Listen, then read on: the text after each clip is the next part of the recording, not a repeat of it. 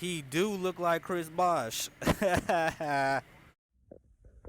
Man, so Cowboys are really feeling good that they were able to swipe um, CeeDee Lamb from the Philadelphia Eagles in the draft.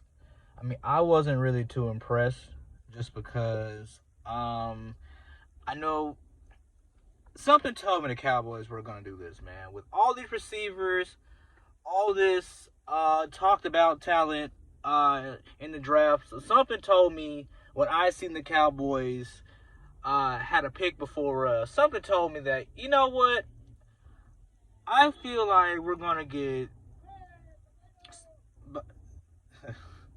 I feel like we're going to get spited by our rival. Some way, somehow, Dallas is plotting a way to get back at the Eagles for the draft of Dallas Goedert, who we went on to, and I believe 2 more playoff appearances with as well, and a playoff win.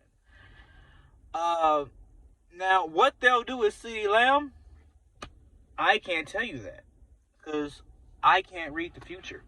But what I can tell you is, and there's one thing I am expert at, is predicting how the Dallas Cowboys are going to fail. Because it happens every year. Like last year, a lot of us Eagles contributors predicted Dallas would lose the division, ergo not make the playoffs. And what happened? Right on cue. When the going started getting rough, Dallas couldn't do it. Dallas couldn't get it done. I think they were like 1-6, 0-7 against winning teams. And end up losing the division to Subway workers. Man, it was easy prediction.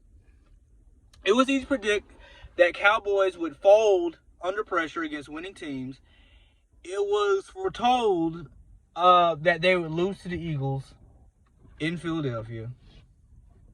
It was told that they would miss the playoffs. It was told that Dak Prescott will hold out. It was told that the Cowboys would do something stupid in the draft. Draft a player they didn't need. When their All-Pro, probably Hall of Fame center in Travis Frederick retires. They lose Byron Jones. They lose Robert Quinn to free agency.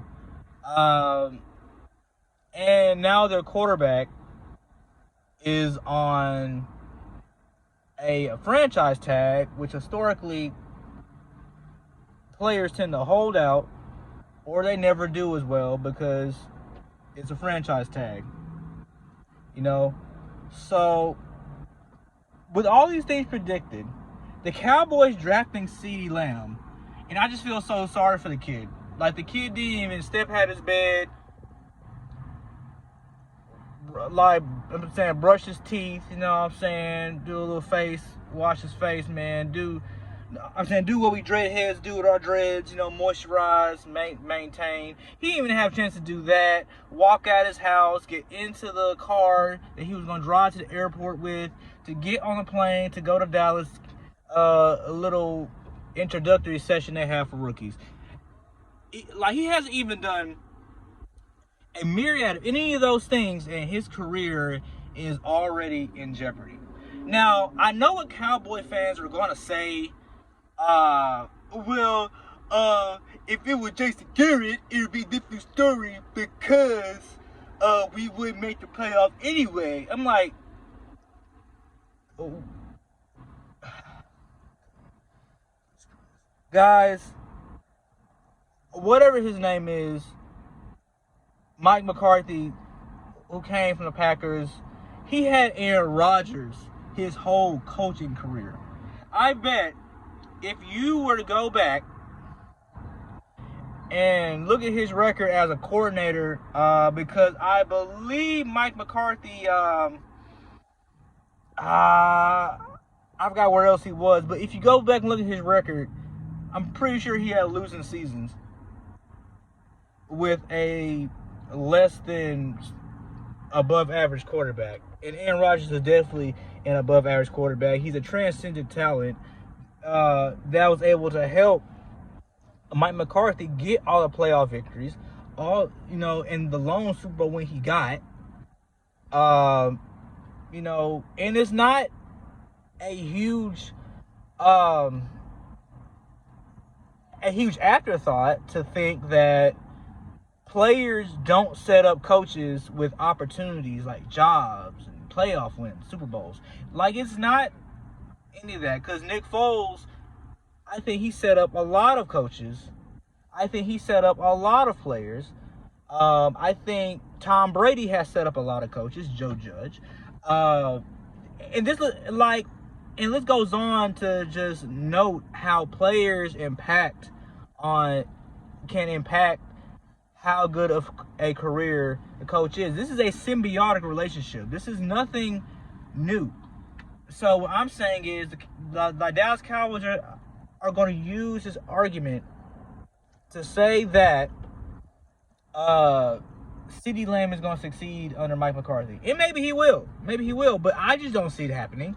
Just because all the pitfalls the Cowboys are going to have to overcome. Dak Prescott on franchise tag. You don't know if he's going to just completely hold down on camp.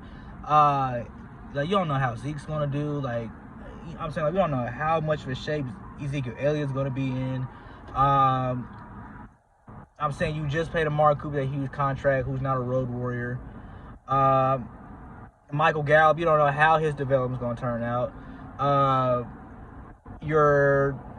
The middle of your offensive line is gone, retired. On defense, you lost 2 starters. You lost Robert Quinn, who had I think 6 or 7 sacks last year, and Byron Jones, who was abysmal anyway, but is still a key part of your defense. So I just feel like CeeDee Lamb just walked into somewhere he doesn't even want to be. And then the fact that Jerry Jones comes out and gives him number 88, a number that's been worn by a great many of Cowboys. Michael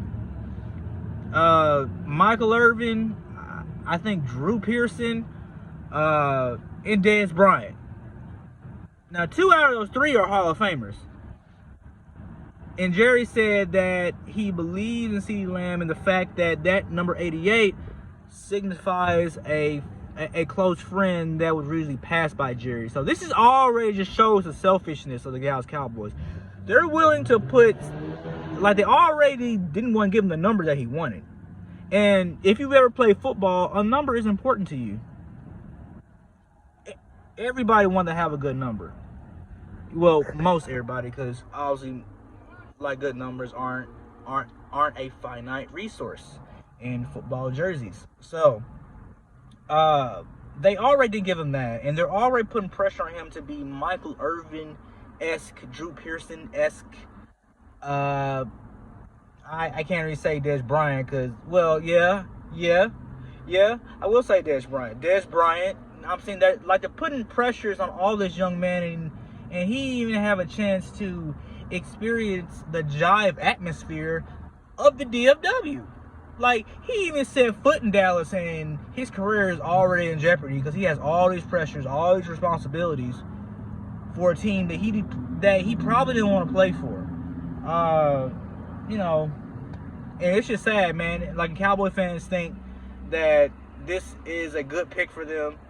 Now, it definitely strengthened the strength. I'm not going to say that. I'm never going to go against that, but it's going to prove to backfire on them just because of all these reasons that I just named out. But yeah, man, tell me what y'all think, man. I'm about to head into this laundromat and get on my day so I can enjoy my day off, man. Hope y'all do too. Texas just reopened back up. A lot of mixed reviews about it. I'll probably have a video about that later. But until then, man, y'all take it easy. Y'all stay safe, and